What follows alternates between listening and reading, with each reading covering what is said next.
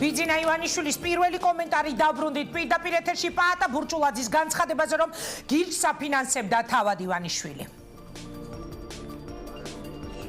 ბურჭულაძემაც მე მგონი მაგარი რეკორდები დაამყარა. ამხელა იუმორი მე მგონი პოლიტიკაში არავის არ შემოუტანია და ესე მოკლე დროში კაცმა თავი გაიფარჩეკოს. როგორც მან მოახერხა ეს იშვიათია. მე სერიოზულად მაგის გამონათქვამებს ვერ უპასუხებ. მხოლოდ ღიმილით მან ოდესღაც პრინციპში ჩემი მოწოდებები გაითვალისწინა რომ ნუ ცრუობს, არ იცრუოს მოუწოდებდი, მივიდა დადგაიგდა, მაგრამ საოცრებებს ახერხებს ყველა დღე. იცით ანეკდოტები ძალიან ბევრი დადის. ბოლო ანეკდოტი მე მგონი ესეთია, რომ მან პარტია შექმნაო თუ ისა აქვს, რა ქვია. დამკრძალავები ურო. როგორ როწერეს დაარტყავენ, მიდიან და გამოდიან.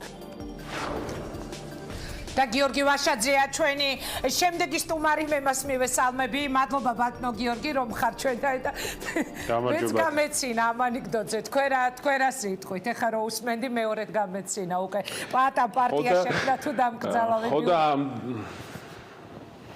ქართული ოცნების ხელისუფლებას მივიტანთ ამ დამკრძალავ ბიუროში ძალიან მალე 8 ოქტომბერს. მე ვფიქრობ, რომ ეს სარკაზმი და ცინიზმი კიდევ უფრო მეტად გამოწვეული არის იმით, რომ პროცესებს ბიძინა ივანიშვილი ვერ აკონტროლებს ამ შემთხვევაში და ვფიქრობ, რომ ჩვენ ვართ სერიოზული ძალა, რომელსაც მართლა დიდი მხარდაჭერა ექნება 8 ოქტომბერს აგენახავთ ინგა, იმიტომ რომ ამ ბოლო პერიოდის განვითარებული მოვლენებით კიდევ ერთხელ დამტკიცდა და დადასტურდა, რომ ეს არის აბსოლუტურად დამოუკიდებელი პოლიტიკური ძალა და ის განცხადებები, რაც კეთდებოდა აქამდე, თქვათ იქ ბიძინა ივანიშვილთან კავშირზე თუ ნაციონალურ მოძრაობასთან კავშირთან დაკავშირებით ერთხელ და სამუდამოდ ჩაბარდა წარსულს. თქვენ ფიქრობთ, რომ ერთხელ და სამუდამოდ ჩაბარდა წარსულს? ძალიან ბევრს გაუჩნდა სხვადასხვა ვერსია, ბატონო გიორგი. თქვენ გუშინ მე ყველა არხზე გამოსვლისას გისმენდით და დღეს კიდევ ერთხელ უკვე დაწორული ემოციებით, გავლილი ალბათ მღელვარებით და ყველაფრით, როცა ჩაიარა ამ ყველაფერმა, დღეს მინდა კიდევ ერთხელ მოვისმინო თქვენი პასუხი.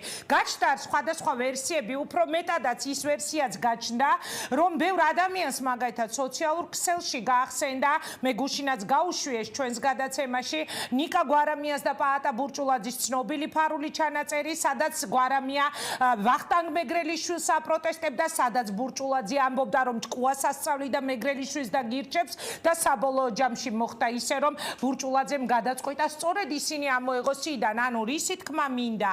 თუ ამ პრეტენზიებს მიუყვებით, რომ გირჩს ბიძინა ივანიშვილი აფინანსებდა, გამოდის, რომ პაატამ გირჩი ჩახსნა, ანუ მიშას პროექტი გამოდის, ეს გაერთიანება. ეს ძალიან გამხარდა, ეს ეჭვი ამ ბოლო პერიოდის ამბები თქვენს შიგნით, რაც მოხდა. კი ბატონო, ამის აპასუხოთ მე მგონი თვითონ პაატა ბურჭულაძემაც გააკეთა განცხადება და მე შემიძლია ცალსახად და პირდაპირ გითხრათ, რომ ახლა არ ვიცი რა მოვიფიქროთ, რა გავაკეთოთ იმისთვის, რომ ეს კითხვის ნიშანი საბოლოოდ გავაკარწყოთ. მე ვიცი, დღეს ძალიან ბევრ მოქალაქესთან მქონდა შეხვედრა დილიდან და პირიქით ყველა იმაზე თანხმდება, რომ ეს არის აბსოლუტურად დამოუკიდებელი პოლიტიკური ბლოკი, გაერთიანება, რომელიც მოქმედებს. არ ვიცი, მითხარით რა ვქნათ ინგა იმისთვის, რომ ყველა დავარწმუნოთ, რომ თუ თქვენ გაქვთ კითხვის ნიშანი ამ იმეს დარჩა კითხვის ნიშანი, რომ არც სააკაშვილთან და ნაციონალურ მოძრაობასთან არ აქვს. არა, ჩემი საქმე ბატონო გიორგი შეკითხვების დასმა, მე იმედია დავსვავ კიდეც ამ ყველა შეკითხვებს, ცუდი იქნება რომ რაიმე შეკითხვა არ დავსვა და ზუსტად ვიცი რომ თქვენ ყოველთვის მზად ხართ ხოლმე პირადად თქვენ რომ პასუხი გასცეთ ნებისმიერ შეკითხვას. ამიტომაც მინდა რომ დღეს უკვე აი ამ დაწორული ემოციებით მივიღო პასუხი. საბოლოო ჯამში თქვენ დარწმუნდით იმაში, რომ პაატა ბურჭულაძე თავის ბრალდებაში იყო მართალი, როცა ის აცხადებდა, რომ ზურაბ ჯაფარიძეს და გირჩს თურმე აფინანსებდა ბიძინა ივანიშვილი. თქვენ ამაში დაგარწმუნათ პაატა ბურჭულაძემ თუ ვერა?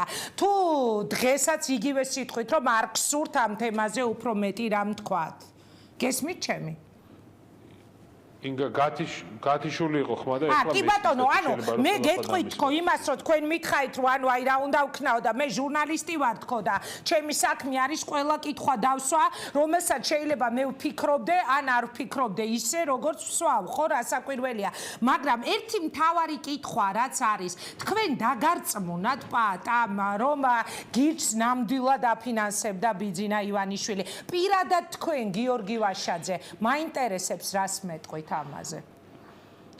იგივეს გავიმეორებ, რაც გუშინ თქვი, მე არ მინდა ამ საკითხებზე საუბარი, ჩემი გადაწყვეტილებით ალბათ ბევრი რამ ნათქვამია, ჩემთვის მნიშვნელოვანია ერთიანობა ეხლა ბლოკის, რომ ჩვენ სერიოზულ შედეგზე გავიდეთ 8 ოქტომბერს და ერთხელ და სამუდამოდ ქართული ოცნება ჩამოაშოროთ ხელისუფლებას და არც ნაციონალური მოძრაობის ხელისუფლებაში დაბრუნება დაუშვათ. შეიქმნა სულად ახალი პოლიტიკური ჯგუფი და მე ამის განცდა მაქვს დღეს, რომ ეს ნამდვილად შესაძლებელია და ნამდვილად შეგვიძლია გავაკეთოთ.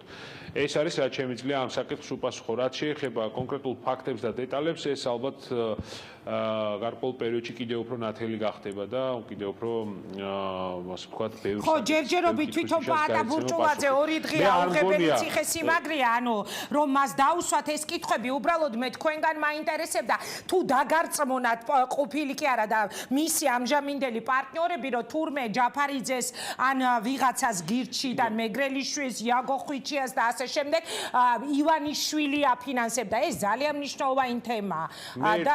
ერთ რამეში ვარ 100%-ით, კი ბატონო, 100% ერთ რამეში ვარ დარწმუნებული, რომ ჩვენ ვართ აბსოლუტურად დამოუკიდებელი პოლიტიკური ბლოკი. და ამიტომ ვარ აქ, ამიტომ ვაგრძელებ ამ ბრძოლას. რაც შეეხება გირჩის გასვლას ამ ბლოკიდან, სხვათა შორის მე ცდილობა მქონდა, რომ რაღაცნაირი ერთობლივი შეხვედრა გქონოდა, მაგრამ ამასობაში გირჩმას განცხადება გააკეთა პაატა ბურჭულაძის განცხადებასთან ერთად, რომ ისინიც გასვლას აპირებდნენ. ანუ ეს პროცესი უკვე შეუქცევადი იყო. მე ვფიქრობ ამ შემთხვევაში, ამ კონკრეტულ შემთხვევაში, რომ თუ რამე კითხვის ნიშანი არსებობდა ბიძინა ივანიშვილთან კავშირზე, ეს კითხვის ნიშნები მოხსნილია ჩვენ ბლოკთან მიმართებაში, თუ რამე კითხვის ნიშანი დარჩა ნაციონალურ მოძრაობასთან კავშირზე, ამ კითხვის ნიშნებსაც მოხსნით, დარწმუნებული ვარ 8 ოქტომბრამდე მოვიფიქრებთ რაღაცას გავაკეთებთ. იმიტომ რომ ჩვენ ხო არასტანდარტულები ვართ და საოცრებები ხდება ხოლმე ჩვენს პოლიტიკურ ჯგუფში და ამით გვინდა რომ ამით ვფიქრობ რომ იმასაც ვანიშნებთ რომ ჩვენ აბსოლუტურად გულწრფელად გვინდა ამ ქვეყანაში ნორმალური პროცესების ჩამოყალიბება და ქვეყნის ფეხზე დაყენება. ანუ დამტკიცებთ ამ დარჩენილ 8 თუ 9 დღეში, რომ არც მიშას პროექტი არ ხართ?